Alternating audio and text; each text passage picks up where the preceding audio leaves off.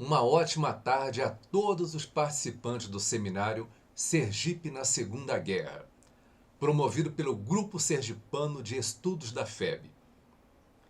Aproveito a oportunidade para mandar um forte abraço ao amigo André Cabral, que me pediu para ministrar uma palestra a respeito dos expedicionários de Sergipe mortos na Itália. Olha, André, esse é o tipo do convite tão honroso quanto desafiador. Desafiador porque ele trata da microhistória. Quando nós tratamos da chamada macrohistória, nós podemos, num tema como a guerra, abordar a estratégia, abordar a tática, abordar aspectos da sociologia, até da filosofia, conforme o caso. Mas quando se trata da microhistória, você vai falar um pouco da vida e da morte de expedicionários de Sergipe na Segunda Guerra Mundial, não tem lero-lero.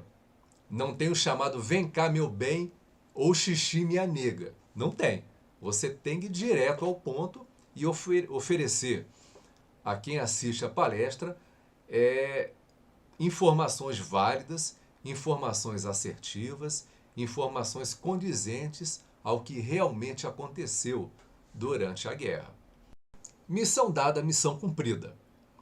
Então, em primeiro lugar, eu procurei consultar os arquivos oficiais do Exército Brasileiro. Com o auxílio do amigo César Campiani Maximiano, eu tive acesso à publicação dos boletins especiais do Exército de 1946.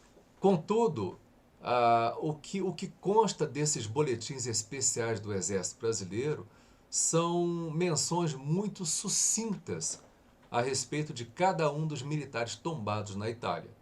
Basicamente, essas citações, essas menções, elas trazem o nome completo, o número da identidade, a classe, ou seja, o ano de nascimento desse militar, o regimento ao qual ele pertenceu, quando ele embarcou, a data de embarque para o além-mar, a sua naturalidade, cidade, estado de nascimento, a sua filiação, endereço, a data do falecimento e local de falecimento e o endereço da sua sepultura no cemitério militar brasileiro de Pistoia, as medalhas porventura recebidas e, por último, essa menção diz o seguinte: em quase todos os casos, por uma ação de feito excepcional na campanha da Itália. Interessante registrar que todos os militares de Sergipe falecidos na campanha da Itália, eles pereceram em ação de combate. Nenhum deles morreu devido ao acidente, devido à doença ou a outra circunstância. Todos morreram devido à ação direta do inimigo. Todos os meia dúzia. 192 praças sergipanos participaram da campanha da FEB. Esse é um dado oficial, presente no livro A FEB pelo seu comandante, do Marechal Mascarenhas de Moraes. Obviamente, o número de sergipanos que participou da FEB foi maior que isso. Acredito eu, mais que 200, porque nós temos que somar nesse efetivo de praça os oficiais. Entre eles, o capitão Walter de Paz Menezes, mais tarde promovido a general, autor do livro Lenda Azul, a atuação do 3º Batalhão do Regimento Sampaio na campanha da Itália. Nós temos os aviadores, nós temos as enfermeiras, nós temos os correspondentes de guerra, no caso o Joel Silveira, o grande Joel Silveira, que não foi integrante da FEB, mas participou da campanha da Itália como correspondente do Diários Associados. Enfim, Sergipe deu uma baita de uma contribuição em efetivo para a campanha da FEB. Dos 6 pracinhas sergipanos que tombaram na Itália, 4 serviram no Regimento Sampaio, que funcionava no então Distrito Federal. Um no 11RI de São João del Rei e outro no Depósito de Pessoal, que depois foi realocado para o 6º Regimento de Infantaria de Caçapava. Então, qual é a razão dessa desproporção? É porque dos 6 pracinhas sergipanos, 4 moravam no Rio de Janeiro, motivo pelo qual eles serviram no Regimento Sampaio. Muito bem, sem mais delongas, vamos tratar de cada um dos pracinhas sergipanos que tombaram na Itália. Começando pelo mais antigo, o 3º Sargento Oswaldo Conceição. Oswaldo Conceição nasceu em 1919 e serviu no Regimento Sampaio, 1º Regimento de Infantaria. Embarcou para o além-mar em 20 de setembro de 1944. Faleceu em 30 de dezembro de 1944, na cidade de Porreta Terme, onde estava o PC da Divisão Brasileira. No boletim especial do Exército consta apenas o seguinte: por uma ação de efeito excepcional na campanha da Itália. Só que nessa data, 30 de dezembro, não houve nenhum combate em Porreta Terme. Então, qual teria sido a razão dele receber essa medalha? Podemos apenas especular. Consta no livro A Febre pelo seu comandante, do Marechal Mascarenhas de Moraes, que o PC da Divisão Brasileira recebeu o impacto da artilharia alemã, cerca de 250 granadas de 170 milímetros. Então, a artilharia alemã conseguia bombardear o PC da Divisão Brasileira e estava a salvo da artilharia aliada, tanto da artilharia brasileira quanto da artilharia britânica, que não tinham o alcance necessário para fazer os tiros de contra-bateria. Então, deduz-se que o sargento Oswaldo Conceição ele faleceu vitimado pelo impacto de uma dessas granadas.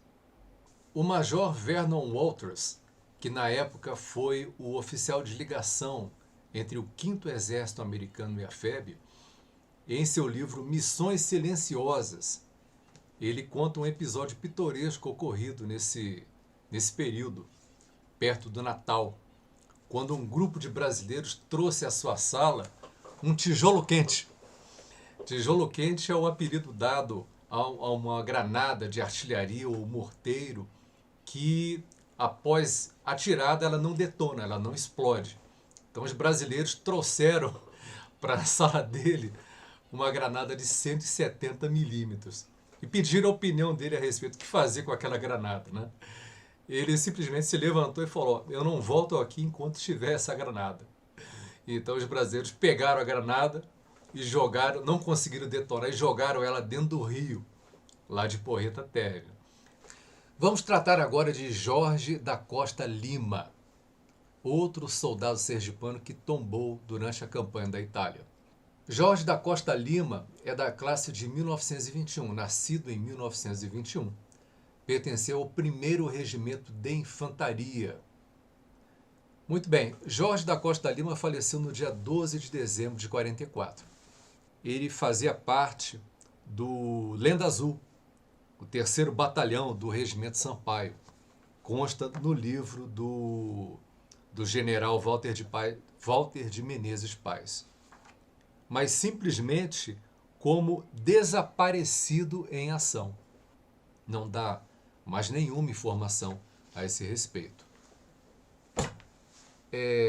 O Jorge da Costa Lima, o corpo dele foi encontrado apenas quando o Monte Castelo foi conquistado, no dia 21 de fevereiro de 45.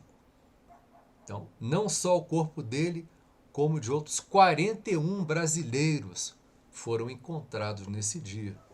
Os brasileiros ficaram revoltados com isso, porque o brasileiro ele dava uma sepultura digna tanto para o seu próprio soldado quanto para o soldado inimigo.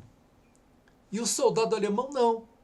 A tropa alemã morreu na área dominada pelos alemães, ficava lá. O corpo ficou durante todo o inverno e só foi encontrado em fevereiro após o degelo da neve. Isso revoltou a tropa brasileira e com razão, né? Porque os alemães eles armadilhavam os corpos, tá? Que estavam no terreno para provocar mais baixas ainda entre as tropas aliadas. E minavam não só os corpos dos soldados brasileiros, como dos seus próprios soldados. O terceiro pracinha que vamos abordar é o soldado José Luiz dos Santos. Dos 6, foi o único que pertenceu ao 6º RI. Recebeu também as medalhas de campanha, Sangue do Brasil e a Cruz de Combate de 2ª classe. Obviamente, todas as 3 medalhas recebidas póstumamente. Ele faleceu no dia 6 de abril de 1945, em Gajo Montano. Também nessa data, como na data do sargento Oswaldo, não houve combate em Gajo Montano. Já era uma região totalmente dominada pelas tropas brasileiras. Então, especula-se que ele tenha falecido também devido a um bombardeio inimigo.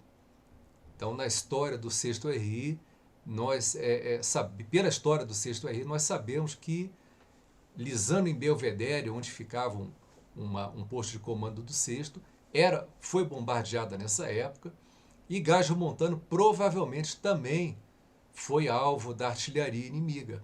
O terceiro expedicionário que vamos tratar é Lino Pinto dos Santos, soldado, natural de Japoatã, falecido no dia 15 de abril de 45, na cidade de Montese.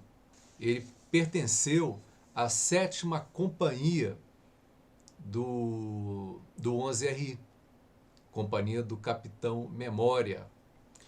O soldado Lino faleceu durante o ataque da FEB a Montese, no 2º dia de ataque, dia 15 de abril, no dia que foi registrado o 2º maior bombardeio de toda a guerra na Itália. E foi diretamente sofrido, designado contra as tropas brasileiras. Foi um bombardeio impressionante. Para quem lê a parte de combate do 11RI, nessa data, são folhas e mais folhas de soldados feridos por estilhaços, feridos pela artilharia, tanto de morteiro quanto dos obuseiros alemães. Foi uma coisa impressionante. E o soldado Lino, infelizmente, estava no rol dos que foram atingidos mortalmente por esse bombardeio. Wilson Ribeiro Bonfim era soldado enfermeiro do 3º Pelotão do 2º Batalhão do Regimento Sampaio. Ele fazia parte do pelotão do tenente Urias.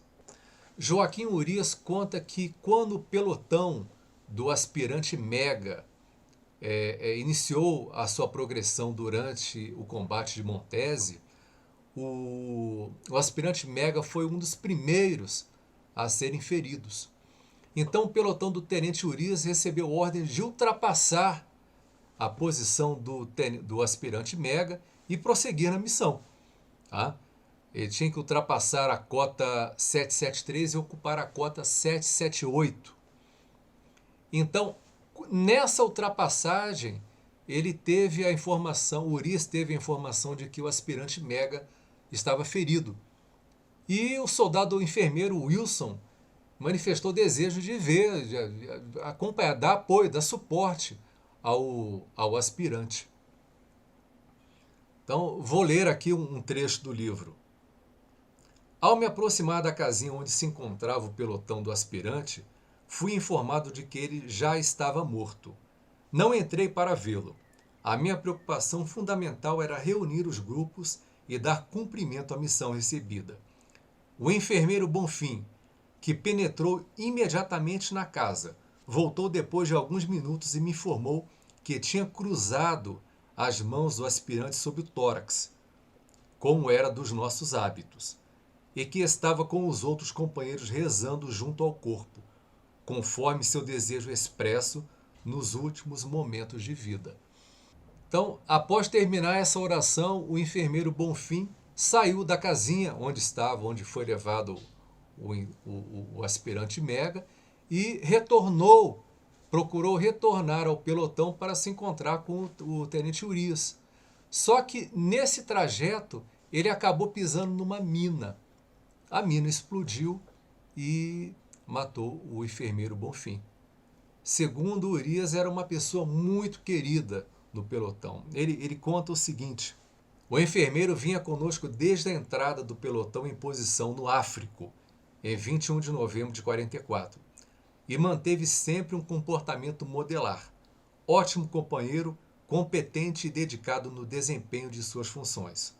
Corajoso, idealista da causa do Brasil na guerra, sempre pronto para executar qualquer tarefa, indiferente aos perigos. Foi grande. Por último, vamos falar daquele pracinha sergipano que talvez seja o mais famoso de todos os que tombaram na Itália. João Ferreira da Silva. Com relação a esse militar, existem versões divergentes. Umas dizem que ele faleceu no dia 29 de novembro, no primeiro ataque da FEB ao Monte Castelo, ou outras versões dizem que ele faleceu no dia 12 de dezembro, por ocasião do segundo ataque da FEB ao Monte Castelo. Então, na verdade, ele faleceu no dia 29 de novembro. Por que isso? Porque a sua companhia, a terceira companhia, ela não participou do segundo ataque da FEB ao Monte Castelo. Ela esteve empregada em primeiro escalão apenas no primeiro ataque, no ataque de 29 de novembro.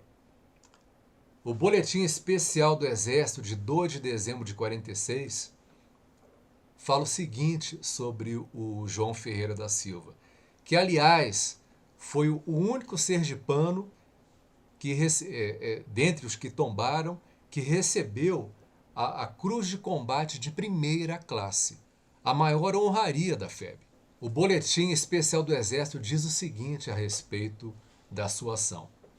No dia 12 de dezembro, faleceu no dia 29 de novembro, durante o ataque ao Monte Castelo, o inimigo ocupava posições dominantes, de frente e de flanco.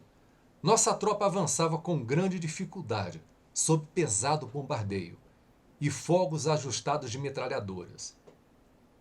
Até que foi detida e finalmente forçada a voltar à base de partida. Um homem, entretanto, progrediu infatigavelmente e sem temor, só sendo detido quando caiu morto, já quase no topo do monte. O soldado João Ferreira da Silva. Dado como desaparecido, seu cadáver só foi encontrado depois do ataque vitorioso de 21 de fevereiro de 45. Verificando-se então o quanto de bravura e espírito agressivo havia naquele soldado brasileiro. Meu caro amigo André, espectadores do seminário, aqui eu encerro a minha palestra.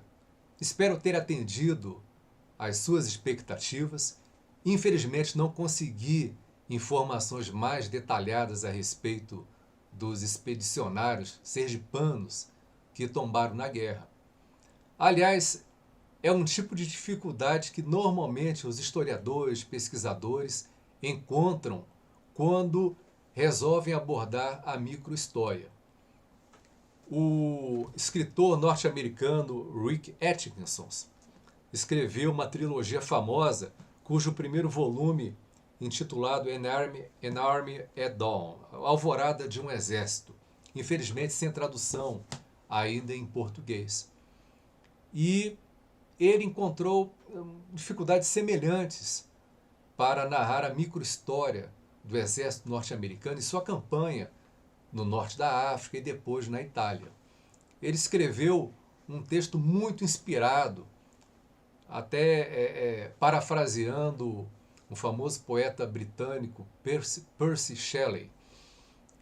Atkinson escreve o seguinte, quando nós tentamos buscar essa microhistória: os mortos rejeitam tal intimidade.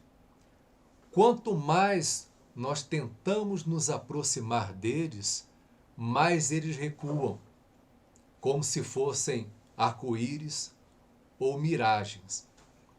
Eles ultrapassaram a sombra da nossa noite para residir nas selvagens terras altas do passado. Muito obrigado a todos. Coloco-me à disposição para tirar eventuais dúvidas, esclarecer um ou outro ponto de vista que tenha ficado obscuro, alguma incorreção que porventura eu tenha mencionado aqui nessa palestra. E quem gosta do tema Segunda Guerra Mundial, faça lá uma visita ao meu blog, memorialdafeb.com, será muito bem recebido. Um abraço a todos, sucesso nesse seminário e que possa ser realmente uma atividade extremamente proveitosa e rica para a história do nosso povo sergipano. Aquele abraço, fique com Deus.